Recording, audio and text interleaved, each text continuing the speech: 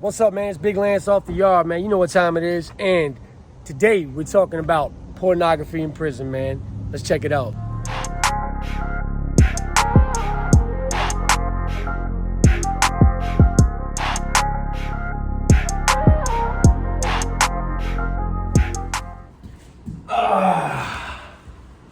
Oh, yeah.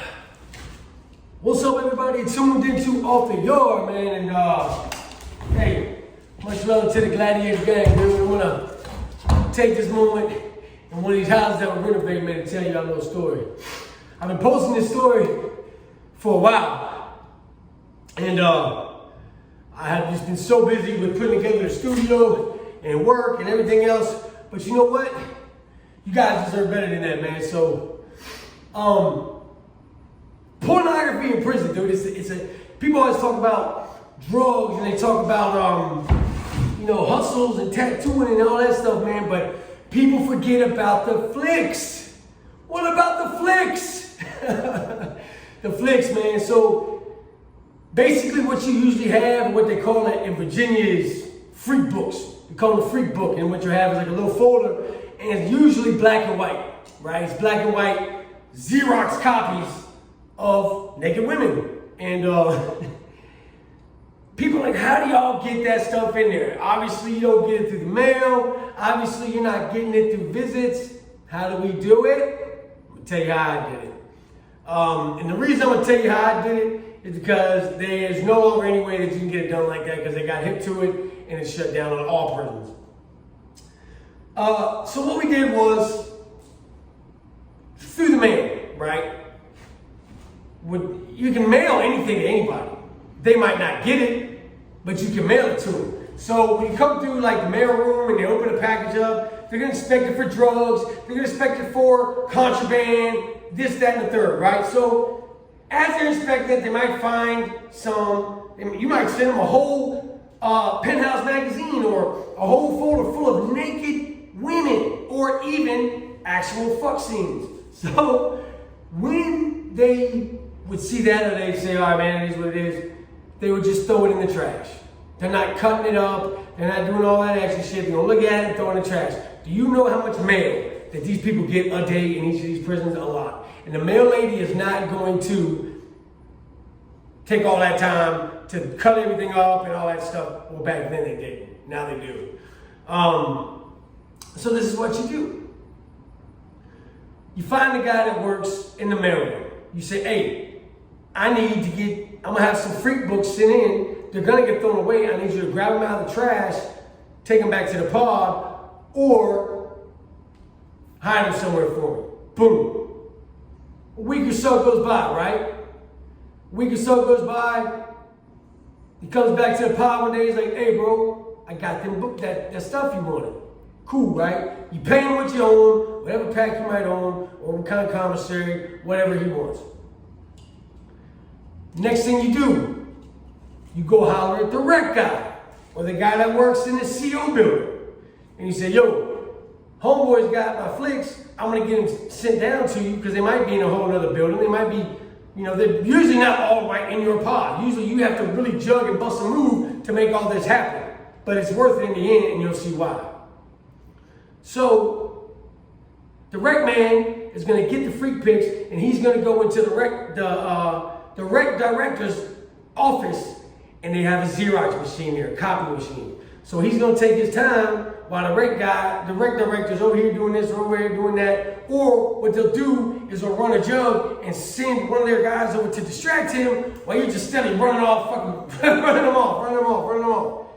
what they would do, because whenever you have a job outside the building, they would shake you down when you come out, especially in the kitchen, especially in the rec office, because they know you're trying to pass contraband.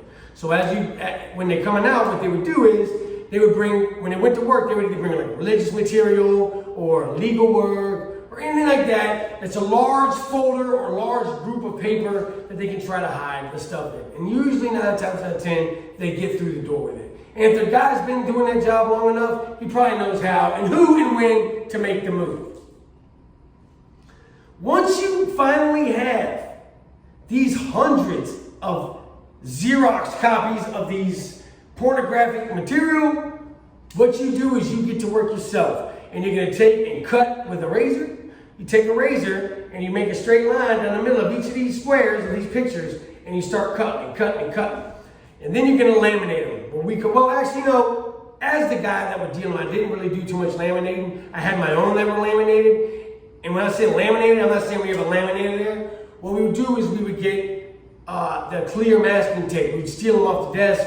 We'd take them back to the cell, and we pretty much just laminate it with tape and protect it. We put a piece of paper on the back, laminate the front, ergo, lamination. Boom. So, after you cut these things up, you put them in an envelope, this, that, and third, whatever, man. And what's going to happen then is you're going to sell them for $3 to $5 a piece. $3 to $5 a piece. Now, when I talk about freak books, man, I'm talking about they have these catalogs, and these were the best to get. They would take these catalogs, and these catalogs, they would have these ads, right? And on these pages of these ads are hundreds of little teeny shots. So what they would do is when they stick them in these Xerox machines, they would enlarge them. So you're taking a shot that's like this, and it's enlarged to this. So all you really need is a picture this big. It's not got to be big. This is the book that you spent maybe $3 to $5 on the street, had it sent in, probably paid the mail guy maybe $10 to $20. You paid the rec guy $10 to $20, and you're going to sit back and make yourself about $1,000 all day long. Why take the risk of selling drugs when you can sell freak shots, man? Now, I'm not condoning any of this, man. I'm just saying this is how it's done, or this is how I did it when I was in prison. But they got hip, and now they are really down on that type of shit, and I'm sure they're still getting the pornographic material in, but they're not getting it in that way. I want to get this video out to you guys, man. I'm trying to keep you guys motivated to watch the channel. And right now, my studio is in shambles. So I figured what better than to do it in one of the houses that me and Jay are renovating. And we've been putting in work here, man. As you can see, man. I mean, we work for a living. That is a fact. We are no different. You see this right here? I'm drenched. This is how I look when I get off. I look a lot different now, huh, than I did this morning. Anyway, glad to hear the game. Much love. Blue Collar Kings. And as always, man, stay up, stay out, stay sucker free, you beautiful motherfuckers. There's 2 L's in a bulletproof arm, man. Love y'all. Take care.